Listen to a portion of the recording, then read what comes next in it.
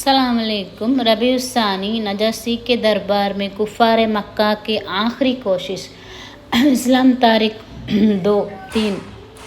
जब कुफ़ार कुरैश बादशाह नजासी के दरबार से अपनी कोशिश में नाकाम होकर निकले तो अम्र बिन आसा ने कहा, मैं कल बादशाह के सामने ऐसी बात कहूँगा जिसकी वजह से वो उन मुसलमानों को बिल्कुल ख़त्म कर डालेगा। अगले रोज़ अम्र बिन आसा ने नजासी के पास आकर कहा कि यह लोग हज़रत ईसा अलैहिस्सलाम की शान में बहुत ही सख्त बात करते हैं।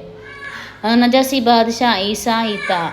इसने सहाबा को बुलाया और पूछा, तुम लोग हज़रत ईसा अलैहिस्सलाम के बारे में क्या कहते हो? हज़रत जाफ़र रज़ियल्लाहु अन्हु ने फरमाया, हम वही कहते हैं जो हमारे नबी सल्लल्लाहु अलैहि वसल्लम ने फरमाया कि हज़रत ईसा अलैहिस्सलाम अल्लाह के बंदे और उनके रसूल थे और खुदा की ख़ास रूह और ख़ास कालिमा थे। नजासी ने ज़मीन से एक तिनका उठाकर कहा, खुदा की कसम, मुसलमानों ने जो कहा है हज़रत ईसा अलैहिस्सलाम एक तिनहे की मिक़दार भी ज़्यादा नहीं थे। और मुसलमानों से कहा कि तुम अमन से रहो, मैं सोने का एक पहाड़ लेकर भी तुमको सताना पसंद नहीं करूँगा। और कुफ़ार कुरैश के तमाम हदिया और तोहफे वापस कर देने का हुक्म दिया और कहा कि खुदा ने मुझे रिश्वत के बगैर हुकूमत व सल्तनत अता फरमाई है, लिहाजा मैं तुमसे रिश्वत लेकर उन लोगों के हरगिज़ सुपुर्द नहीं करूँगा।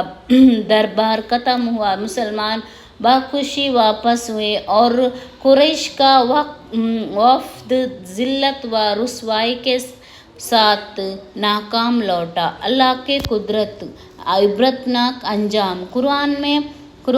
कुरान के बयान के मुताबिक खुदाई का दावा करने वाले फिरौन की नाफरमानी जब हद से बढ़ गई तो अल्लाह ताला ने समुंदर में डुबा कर हलाक कर दिया और साथ ही एक ऐलान करके दिया कि लाश को आने वाले लोगों के लिए इबरत बनाऊंगा।